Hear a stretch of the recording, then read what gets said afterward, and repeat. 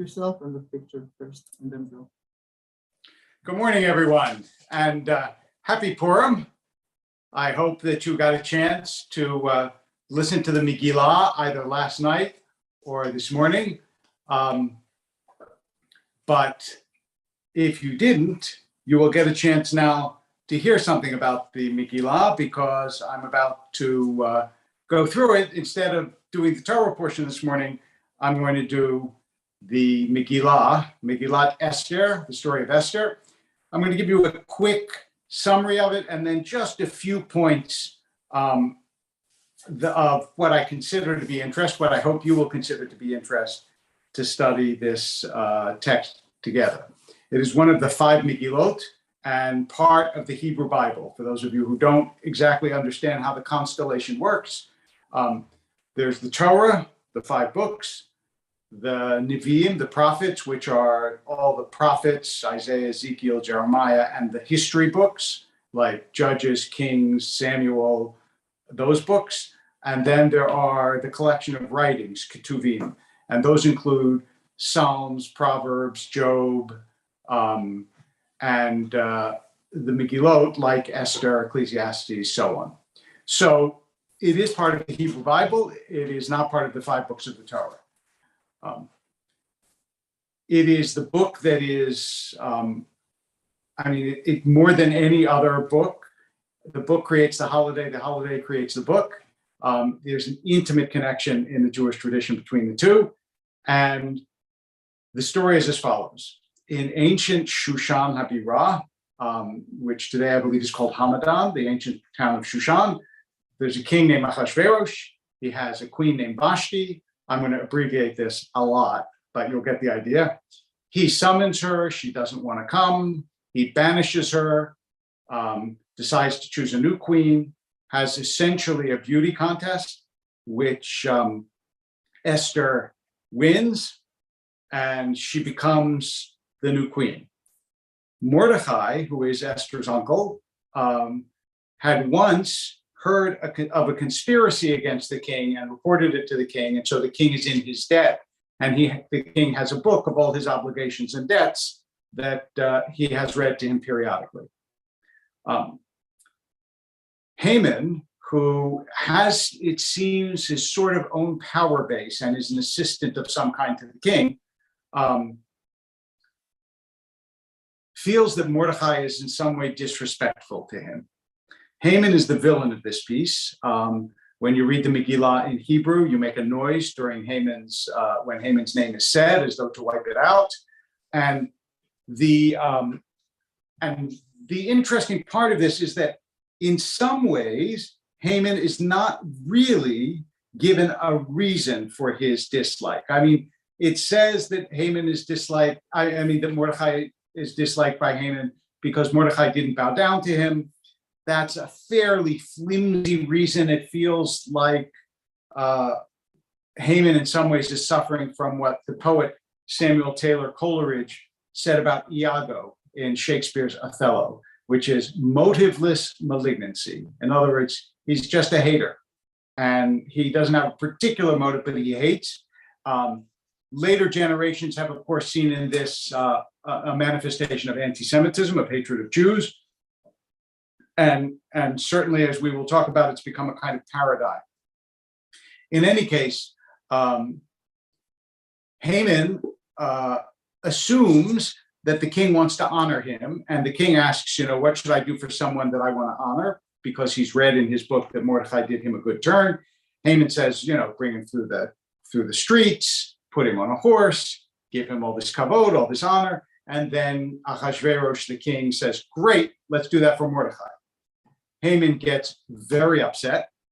They do that for Mordechai. It just intensifies his enmity, his hatred, and he makes this plot to kill the Jews. Esther now has to go before the king and plead for the Jews, but she's terrified because to go before the king without being summoned, without being asked, is a capital offense.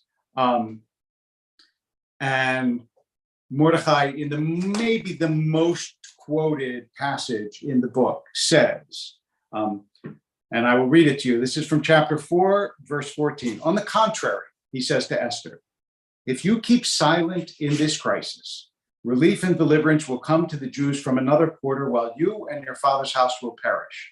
In other words, one way or another, the Jews will be saved, but you will not be saved.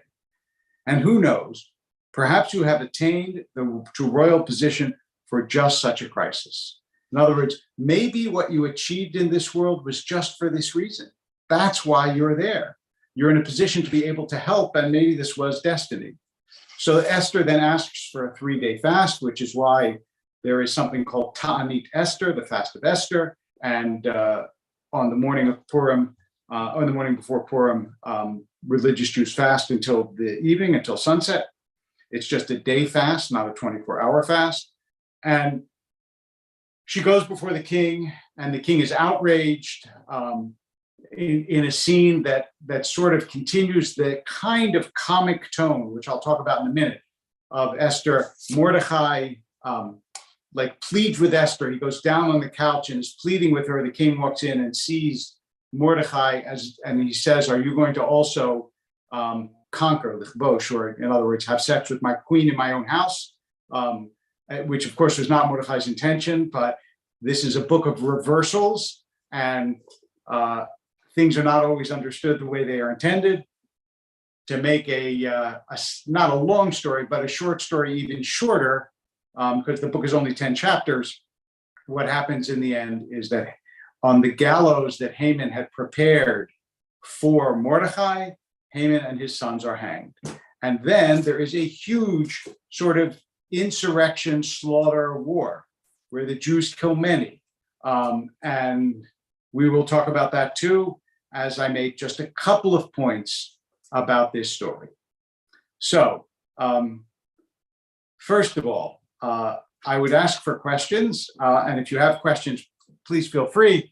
But I do want to also make the announcement that starting after Passover, we're going to resume classes in person. We will still Zoom them, but those of you who want to join us at the synagogue in person, starting after Passover, we will be doing that, which I very much look forward to. That should be in May. I'll give you the exact date when we know. In any case, first of all, the book is sort of, in some ways, it's comedic, and some people have seen it as an almost comedy book in the sense that, Vashti decides not to appear before the king, and it causes a huge international incident. Haman decides to kill all the Jews, and nobody particularly seems to notice. And unusual coincidences happen. Mordechai happens to hear of the plot against the king. Esther happens to be related to Mordechai and be the one who the queen who wins the beauty contest. Haman ends up hung on the gallows that he prepared for someone else.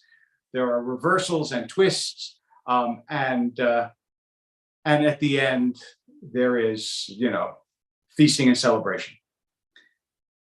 The deeper meaning, though, like the undercurrent of this book, is to recognize, first of all, the precarious nature of Jews in the diaspora. This could easily have gone otherwise. What if Mordechai hadn't happened to hear about the plot? What if, Pascal, the French philosopher, once famously said, had Cleopatra's nose been longer, all of history would be different.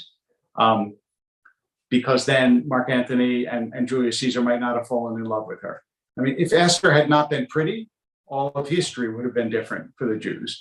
There are so many things that say, if you don't have your own state, you are always at the whim of others. And this is reinforced by the fact that even though deliverance comes through this semi-miraculous event, Esther is the only book in which God's name is not mentioned. And you remember when Abraham goes to Egypt, he says, I'm afraid there's no God in that place. There is some suggestion. First, there are two different ways of looking at this. One is that when Jews are in the diaspora and in danger, sometimes it feels like God is not present. Think of the Shoah, right? And Esther, the word Esther means hidden. The other way of thinking about it is that God is present even when God is not manifest. That is, God is clearly the motive force behind the salvation of the Jews in the book to a religious person who reads it, and yet God is not mentioned. So in the diaspora, God will still guard you, but the diaspora is nonetheless very dangerous and very perilous. It also reinforces how much different kinds of power were necessary to Jews in the diaspora. The scholar David Beale wrote a book called Power and Powerlessness in Jewish History, based on the teachings of his teacher and mine, Amos Funkenstein, where he talks about the ways in which Jews exercised power, even though they didn't have strict military or necessarily political power. But they had all sorts of different levers that they pulled to try to keep the Jewish community as safe as possible over the centuries. And it's not as though the Jews had no leverage. And the Purim story is an example of the ways in which Jews try the best they can to enable the Jewish community to survive in what is a very dangerous circumstance. Misha wrote, I read an article that describes Mordechai as a spy master, the head of an early version of Mossad. It does make sense in a way. Information has always been power. And that is certainly true today, but it also was true in ancient times. There was a practice, I cannot now remember what it was called. If you Google it, you'll find the name. But there was, for example, a practice in ancient times of shaving someone's head, writing a secret message on it, having them grow hair, and then they would go to wherever the message had to be delivered, and nobody knew they were bearing a secret message, of course, it was hidden under the hair, and they would shave their head to get the message. I mean, information and the ways of communicating information, carrier pigeons or shaved heads, were always important means of prosecuting one's welfare in this world. Now, the end of the story is extremely disturbing, because what you get are in the last chapter, you'll get the following. Actually, it's in the 9th chapter, not the last chapter. Excuse me. After the 10 sons of Haman are all killed, the king says to Esther, in Shushan alone, the Jews have killed a total of 500 men as well as the sons of Haman. What might best done in the provinces of the realm? What's your wish now? If it please your majesty, Esther replies, let the Jews be permitted to act tomorrow as they did today. And the king ordered that this should be done. And they kill 300 men in Shushan, and they go out and kill 75,000 of their foes, but don't lay hands on the spoil. Now, first of all the numbers in Esther feel like exaggerations, but also, why are the Jews going out and killing all these people? So the sense that that you get from studies of the text is, to the extent, first of all, this may be a historical fable. All right, we don't necessarily have to give it literal meaning. The story of Esther, it feels like a fable. You know, it's like the beautiful queen wins the king, saves her people. But also there's a sense in which Haman was a rival power base to the king. And the king was using the Jews to put down Haman and Haman's followers. They were sort of fifth column. And this is important to note because, in fact, Jews were used this way quite often in history. That is, they were used by the prevailing powers for ends that the powers themselves did not wish to prosecute. The way in which Jews were used were not only military, although there was some of that, but often financial. Jews, as you know, or if you don't know, I will tell you, couldn't hold property in many places. They were restricted to very few professions, and one of them was money lending and as intermediaries between lenders, like tax farming, basically. The government would send the Jews to collect the taxes from the peasants, which, as you can imagine, made the Jews very popular because everybody loves the person who comes to collect your taxes. And then, because the Jews held debt in different countries at different times, if you want to relieve your debt, the easiest way to do that is to kick out the Jews. And some of the expulsions were purely financially, not purely, but largely financially motivated. And so the Jews did serve both the ruling elite and also disserved them, or no longer served them when the ruling elite decided that that was no longer in their interest to do so. All of this plays some role in the book of Esther. But of course, ultimately, the book of Esther is really about deliverance and the sense that Jews in the diaspora, because most of the Jews who lived in Jewish history have lived in the diaspora. Right? It was only in ancient times that there was in Israel, and in modern times that there was in Israel. That they should feel that there is hope and possibility and the chance that even without God's direct intervention, they could be saved. And the reason this is important is if you read the Torah, you get the same question that every child always asks. Why did God used to do this but doesn't anymore? Why did God used to speak but God doesn't speak anymore? Why did God used to split seas but God doesn't do that anymore? In other words, and this is a question for another time, but why did God once take an active, intervening role in the doings of history, and now God does not? And if you look at the Torah and you are a diaspora Jew who's having a difficult time, you ask yourself the same question. Is God going to actually come out of the sky and split the sea for me? And some Jews believed that that would happen. But as it didn't happen, you could also take some comfort in the book of Esther, where God doesn't come out of the sky and split the sea. And God doesn't come out of the sky and make the sun stand still. But instead, there is a naturalistic process of deliverance. That is, I encourage you, Jewish people, to use your gifts and talents and abilities to save yourselves, because even though God will be in the background, you will have the ability to save yourselves until such time as the Mashiach comes, the Messiah comes. And this kind of encouragement was, I think, crucial for the Jewish people to feel that they were not bereft and alone. Because remember, we have much more agency than medievals and ancient people did. Technology has given us much more agency. But when you were basically unable to fend for yourself, you had to still be told that you could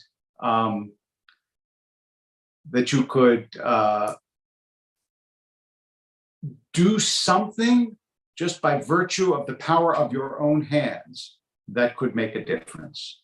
And Purim is, in a sense, the holiday of human empowerment, of information, of beauty and persuasion, because it's not just beauty, right? Esther also had to have charm. And we can see, like, in the support of the eunuchs from Esther. But I just got the question, how do you justify those killed at the end of the story? I just explained that a little bit earlier, so you may want to watch the beginning of it earlier. But the Esther also had charm, and those things together managed to give deliverance to the Jews. When you ask, as Clinton just did, how did it become a holiday for children? So first of all the role reversals, right? Esther is hidden and then reveals herself as a Jew, right? Mordechai does as well. Haman reveals himself as a villain. Ahasuerus sort of reveals himself as the savior of the Jews, although you don't know he's going to be at the beginning. God is hidden but revealed. So all of that, I think, leads to the theme of masks. And Pur is a lottery. Pur is randomness. But randomness, of course, in the context of the Torah, is not random. So what you get is this holiday of masks. And a holiday of joy, and traditionally, by the way, a holiday of drinking. Ad de lo yada, the rabbi said. So you don't know the difference between Haman and Mordechai. And ad de lo yada, until you don't know, it literally means until you don't know. It's like there is an unknowing that is part of the Purim story and holiday that is deep and important. The idea that much of what happens in the world happens in the realm of what we do not know and cannot understand. And the story itself is so fairy tale-ish, and it involves a queen, and it involves hiddenness and revealing. So it feels as though it is partly a children's holiday. The Mishloach Manot, the sending of candy, comes right from the Megillah, where it talks about how they sent goods to one another. And all of that put together makes it a kid's holiday, a holiday also of fun, and also a holiday of mockery. That is, this is the holiday in which students used to make fun of their teachers, even in the very traditional yeshivot, because you were allowed to have a certain subversion, a certain change, a certain releasing, a certain freedom, which is really wonderful and lovely, and people need that and enjoy it. Also, there is a sense in which being masked frees you to be sometimes more of yourself, right? Put a mask on and a man will tell you the truth, said Oscar Wilde. And that's why the idea of Purim is that you can somehow, there is a hiddenness that gets revealed. And so it's a beautiful holiday with, as I said, deep spiritual and also literary roots and meaning. And it also has the element of a fairy tale and a kind of revenge fantasy at the end, the Tarantino-esque part of it, which I explained before, as I said, which is, I think was clearly Achashverosh's design, and the Jews were used as his shock troops. But there also is a sense in which, remember, it's very hard to imagine what it feels like to be the people that is despised and persecuted if you have not gone through that.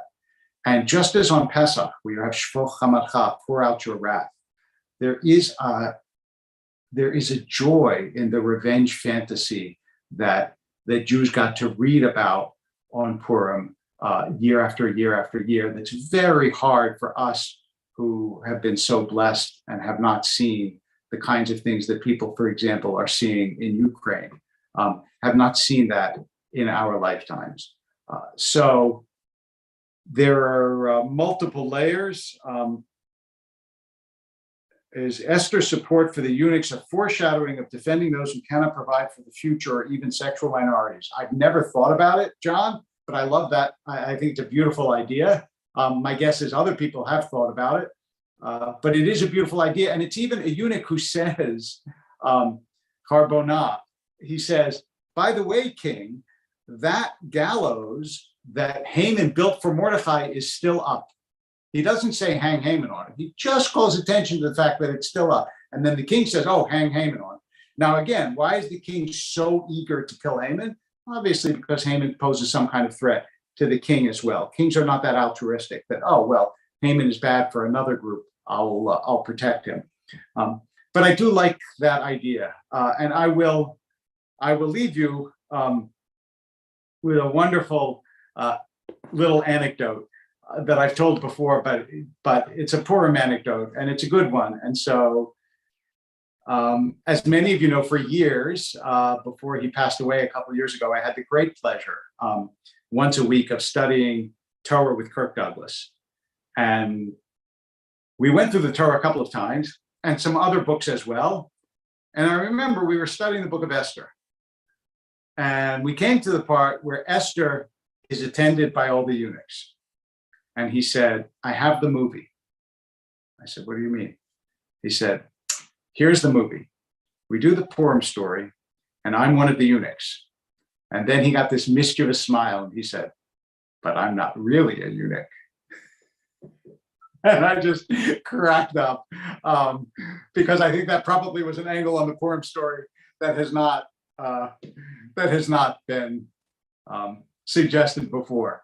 But it is, if you have not read it, it is a remarkable and deep fable, but I also feel that it is a fable. I don't think that it's a literal retelling of events in ancient Shushan, but some people do, and you are certainly welcome to see it as you will. And there are many, many, many editions that will explain it to you.